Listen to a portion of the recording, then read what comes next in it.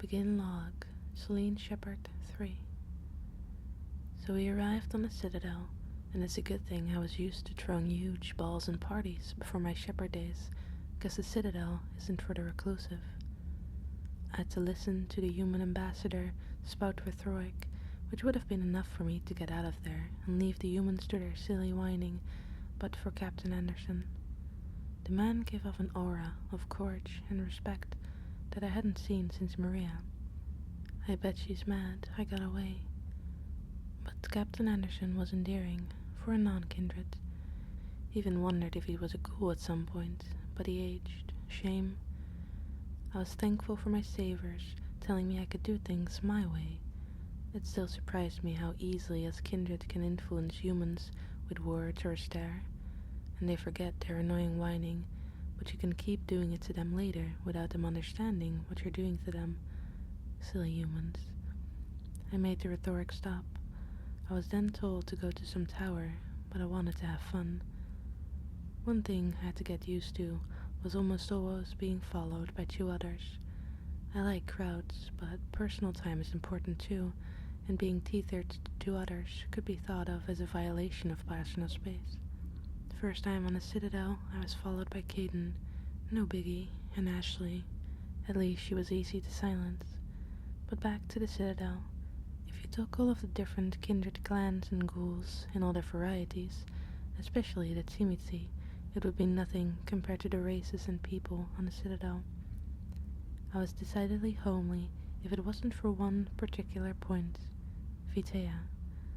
I was told I could feed if I really needed to, as long as I didn't let others see, but I learned the hard way when I couldn't badly need Vitea and indulged myself. I hadn't realized how long it had been since I fed until I saw an Asari in a corner. It was in a side corridor, secluded and overlooked, and she was so beautiful. I had managed to plant a suggestion into Caden's mind to say my name if he saw me freeze, and Ashley was easy enough to influence to make her talk to Caden so that they wouldn't see. The Asari was so innocent. She looked sad. She met my gaze, froze, and I couldn't resist. I can be foolish sometimes. I started feeding, and the taste was like nothing I'd ever tasted. It was intoxicating. Then I realized what was happening to me. Asari are blue, with good reason. I caught my reflection in the polished metal of a wall panel in front of me. It was like I'd been injected with blue ink, and it was slowly filling up my face. I panicked. I instinctively engaged my armor's helmet, dropped the Asari, and ran until I found a sink. It had been so long since I've puked that much up. It hurt so much, but I had to get the blue Vitea out of me before anyone saw me. My skin was back to normal the moment it was all out. I collapsed to my knees, holding my stomach. I had been so foolish, and I was still famished. Then the door opened, and a nice young human girl came in. She saw I was in pain and ran over to me. I apologized to her, and she seemed puzzled at my response. Then I gazed in her eyes. I fed on her almost too much, hoped she would be okay. I left a memory in her mind and slipped her some credits for her trouble, and I was much more careful about who I fed off after that. I made it back to the corridor, and Ashley and Caden were still talking. Ashley may have been a whining human, but she was at least useful in a pinch.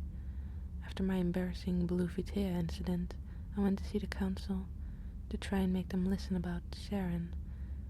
Inside, I didn't see what the fuss was about. Bickering delegates, conflicting interests, a very we believe Sharon before any human attitude. I felt offended, though I resisted playing the kindred card for obvious reasons. The whole reason the council wouldn't believe us was because Sharon was a spectre. At first I thought it was a clan, or the name of his race, as he didn't look like any other cat aliens as I saw them, kind of like Jackie, except they didn't meow or threaten to out your innards. But when the specters were explained to me, they sounded a lot like spacefaring kindred, answering to the council and to hell with everyone else.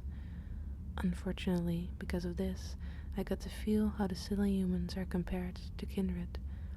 It wasn't a good feeling. But out of the bad can come good, and not many become as good as Garrus. Garrus may have been a cat alien, a Turian, as I came to learn. The humans had a war with them, apparently, and they once hated another race so much as to curse them so they can never have children. Not one child. Touchy subject. Where was I? Oh, yes, Garrus. Garrus is amazing. He's tall, young, and rebellious, and does what's necessary. Like a feline version of me. Considering I dislike Gangrel, it would at first seem strange that I would be endeared by a feline, but anyone who knew Garrus would understand. I first met him near the council area, very frustrated. Garrus was part of the Citadel Security Services, or CSEC, the Citadel's law enforcement division. I say was, in this case, because the moment Saren became a thing, friction caused Garrus to rebel against CSEC, because he knew they weren't prepared to do what was necessary. Anyone who was prepared to go it alone, to try whatever they could, no matter how futile, to take down someone who would allow the creation of such undead abominations as I saw in Eden Prime, was bound to get my attention. To track down Garrus after our initial encounter, though, I had to endure the drunken prattling of a human named Harkin. If it weren't for his habit of hanging around a crowded club, then he would have seen my contempt for his prattle firsthand. We eventually managed to force out of him that Garrus had gone to the medical clinic in the wards. We rushed over there, half expecting to find him injured, and we stumbled into a firefight. Now might be the best time to mention one of the best things I have gained as part of my new life, namely biotics. Sometime during my prep time to become shepherd, my savior saturated my body with element 0, or EZO. Most human biotic users were accidentally exposed due to incidents or deliberately, like radiation exposure, though I learned such processes often have no effect on successfully developing biotics.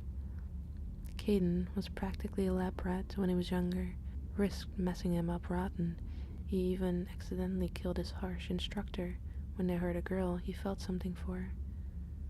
I know Caden's a human, but he's been through a lot, because my saviors knew my kindred physiology could easily handle that much EZO, then it's positively peppered through me. And they're lucky it didn't leave any marks, or I would have had words. Anyway, the EZO is paired with a psionic amplifier, or psyamp, and if it all works, then fun can really begin. Kindred can manipulate humans, etc. already, which never stops being fun, but biotics allow me to create and manipulate a mass effect field, a baby version of what makes space travel so fast in this future, the things I can do.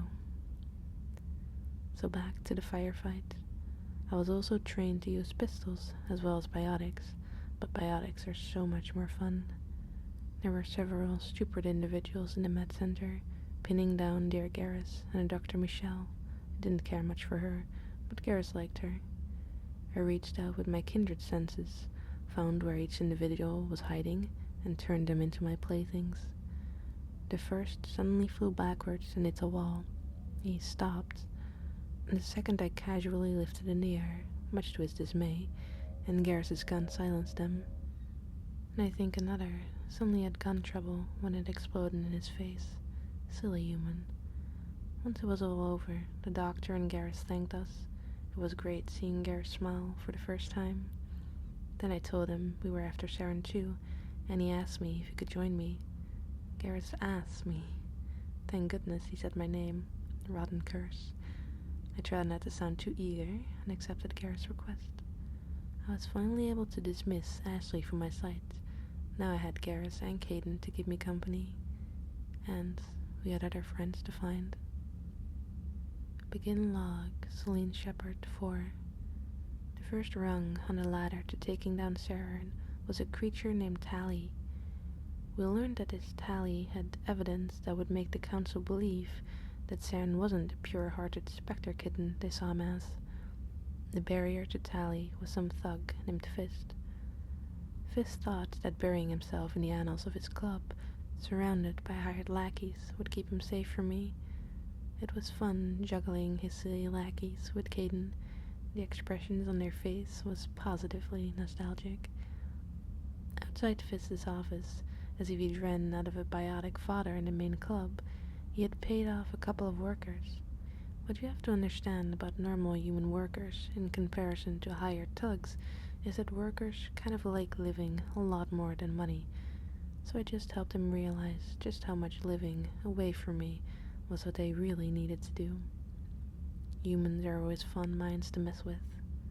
We busted in a fist, and I had no idea what he'd been pumping into the vents of his club, but whatever it was, had everyone thinking he was scary. He was my plaything before he could say, "Yes, Mistress Selene." I made Fist tell me where Tally had gone. Apparently it was all related to someone or something called the Shadow Broker, a kindred vibe I got from that one, and Tally had been conned into believing that she was going to meet the Shadow Broker to trade her evidence, but as we confirmed when we reached her, Fist had simply arranged her death. Wish I hadn't spared that Vitea Clot's life. My anger at Fist sent Tally's would-be assassins into biotically bone-shattered heaps on the floor, assisted by Garrus and Caden, of course. And we got to receive Tally's gratitude. Tally is an enigma. She has the voice and innocence of someone younger than I was before I became kindred. I found this curiously sweet in a parental sense, but Tally is visually shrouded, head to split toes, in environmental protection armor, so her voice is all I ever got. Not even her mind was accessible, though her eyes, what you could see through the visor of the helmet, showed no bad side whatsoever. I resisted hugging her several times. The reason Tally wore such complete armor was simply to keep her safe from all the germs and viruses of the universe. Her species, the Quarians, had terrible immune systems, so even a moment without her helmet could kill her. Poor, delicate flower. As we went to see the council, I learned what I could about the Quarians. I wasn't sure how I felt about them. First, the good. The Quarian race are like space-faring Amish, a group who would normally keep to themselves and prepare their people to stay with the flotilla. Because they know their children can be curious of the universe, they sent them on what they call the pilgrimage, which is what Tally was on. Apparently, she was ordered to find a gift for the Quarian captain before she could return, though if you understand the Amish, the whole pilgrimage is designed to show the Quarian children the horrors outside, so they would come running back to the flotilla and never leave again. Parents can be so unfair. The Quarian race, though, is only in space thanks to their darkest secret, the Geth. The Quarians thought they were so clever when they created artificial intelligence.